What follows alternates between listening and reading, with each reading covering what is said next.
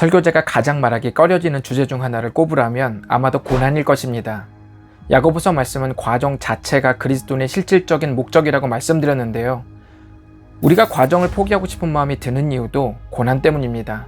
이런 위험이 늘 도사리고 있기 때문에 야고보도 말하기를 주의 이름으로 말한 선지자들을 오래 참음의 본으로 삼으라고 말합니다. 이런 믿음의 선배들이 본이 되는 이유는 단순히 고난을 오래 경험했기 때문이 아니라 자기들이 겪는 고난과 주의 이름을 계속 견주며 고난을 깊이 다루려고 했기 때문입니다.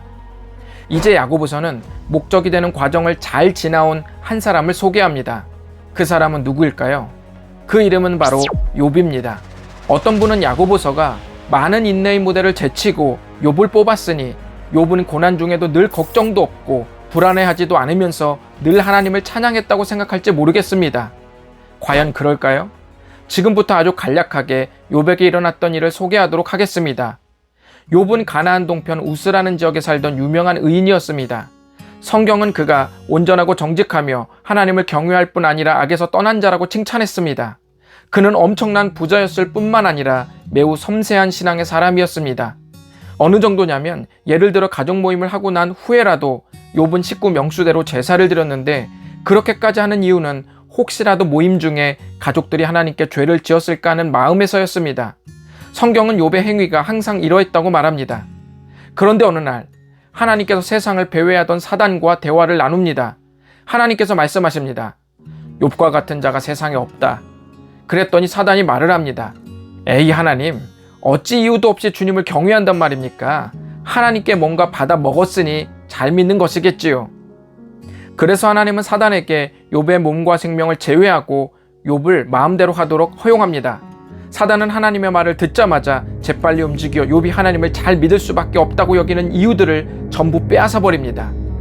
곧바로 일어난 두 번의 괴한 습격과 두 번의 큰 재난이 욥에게 덮쳐서 졸지에 욥은 모든 재산과 자녀들을 잃고 맙니다. 그런데 욥은 이 극한의 비극 앞에서 하나님을 원망하지 않았습니다.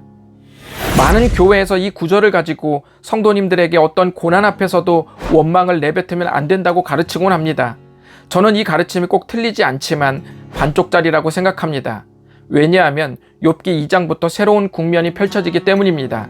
끝난 줄 알았던 하나님과 사단의 대화는 계속되었습니다. 사단은 욥의 건강을 건드리면 욥이 반드시 주님을 원망하고 욕할 것이라고 도발했습니다. 그러자 하나님은 욥의 생명을 제외한 모든 것을 허용합니다. 참고로 이런 종류의 고난은 오직 욥에게만 있었던 특별한 사건임을 말씀드립니다. 두 번째도 사단은 하나님의 말씀을 듣자마자 욥의 건강을 빼앗습니다. 이에 악성 종기가 욥의 발바닥부터 정수리까지 뒤덮였습니다.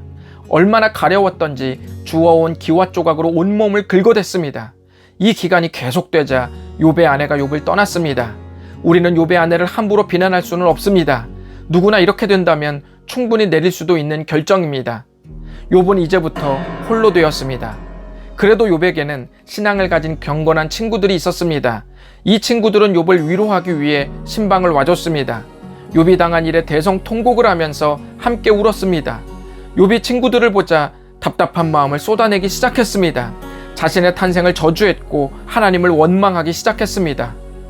그런데 친구들은 평소 욥의 언행과는 완전히 다른 부정적인 말들에 당황했고 뭔가 결심한 듯 하나같이 욥을 가르치기 시작했습니다. 엘리바사라는 친구는 고난의 목적은 징계야. 네가 뭘 잘못했는지 잘 생각해봐 라고 말하면서 고난의 원인 규명을 촉구했습니다. 빌닷이라는 친구는 하나님이 얼마나 정의로우신데 하나님 욕하지 마 라고 말하면서 하나님의 정의를 헤아리지 못하는 욥을 비난했습니다. 소발이라는 친구는 하나님의 지혜가 얼마나 깊은데 잘 모르면 입 좀 다물어 라고 말하면서 욥의 경솔함을 판단했습니다. 아이러니하게도 친구들이 욥을 가르치는 동안 욥의 고난, 욥의 상실, 욥의 정서들은 단 한순간도 다뤄지지 않았습니다. 욥을 위로하는 자리에 위로는 없었습니다. 그곳은 이미 얼음장처럼 차가운 교리를 가르치는 강연장이 되고 말았습니다. 욥도 이에 맞서며 자신을 변호했습니다. 친구들은 욥이 모든 신앙을 까먹고 더 악랄해졌다고 여기고 가르침의 강도를 더 높였습니다. 욥은 이렇게 친구들의 거친 말에 응대하면서도 또 하나님께 직접 자신의 고난을 따져 묻기도 하면서 끈질기게 나아갔습니다. 이 양이 무려 3장부터 37장까지입니다. 욥기가 총 42장이니까 80%가 넘는 분량이 전부 여기에 할애되었습니다. 38장에 가서야 드디어 하나님께서 등장하셨습니다. 하나님께서 욥과 친구들을 쭉 지켜보면서 어떤 결론을 내리셨을까요? 하나님은 친구들의 수준 높은 발언들은 우매하다고 하셨고, 욥이 하나님께 쏟아낸 무질서한 말들이 오히려 더 옳다고 하셨습니다. 도대체 뭐가 더 옳다는 말일까요? 조금 이따가 풀어드리겠습니다. 이후 하나님은 험악한 기간을 지난 욥을 격려하시고 회복시키셨습니다. 이것이 짤막한 욥의 이야기인데요. 여러분이 생각하기에 욥의 인내가 모델스러운가요? 특히나 야고보서는 우리의 입이 온몸을 굴레 씌운다고까지 할 만큼 입술의 말을 강조해 왔습니다. 그런데 그 입을 가지고 자기 존재를 저주하고 하나님께 시종일관 무례하게 따진 욥이 과연 인내의 모델이 될 수 있을까요? 그것을 살펴보는 것이 오늘 묵상의 핵심입니다. 하나님은 욥기 42장 8절에서 욥이 친구들보다 더 옳다고 하셨는데요. 도대체 욥에 무엇을 보셨길래 욥이 더 옳았다고 말한 것일까요? 첫째, 욥이 포기하지 않은 것이 옳은 것입니다. 욥은 하나님의 정의에 도전하지만 포기한 상태에서 하나님을 저주하지 않았습니다.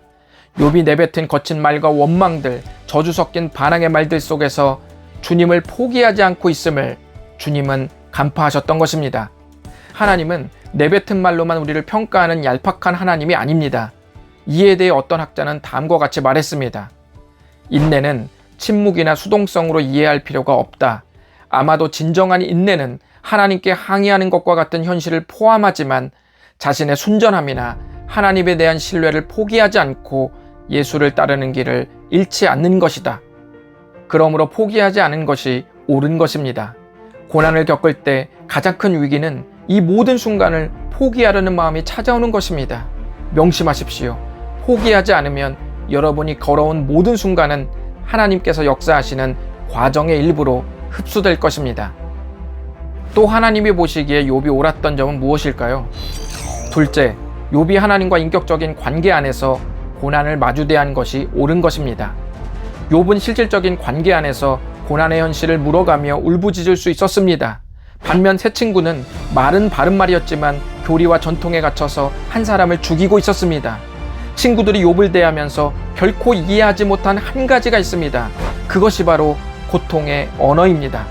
사람이 고난을 당할 때는 그 신앙이 거칠게 표현됩니다. 무질서하고 때로는 공격적이며 당돌하고 날선 질문들을 하나님께 쏟아냅니다. 이찬수 목사님께서 말씀하셨듯이 하늘의 삿대질을 하면서도 하늘을 갈망하고 있었다는 그 표현이 욥이 내뱉은 고통의 언어를 잘 표현해 줍니다. 욥이 쏟아낸 모든 말이 다 옳은 것은 아닙니다. 하지만 인격적 관계는 반드시 기계적으로 실수하지 않거나 완벽한 언행을 뜻하지 않습니다. 이해되지 않는 현실에 격분하기도 하고 서운한 마음을 투박하고 거칠게 따져 묻기도 합니다.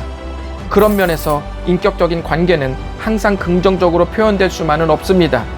그러므로 욥이 다소 거칠고 부정적이었던 것은 사실이었으나 인격적인 관계 안에서 하나님께 쏟아낸 말들이었다는 측면에서 옳다고 말할 수 있습니다.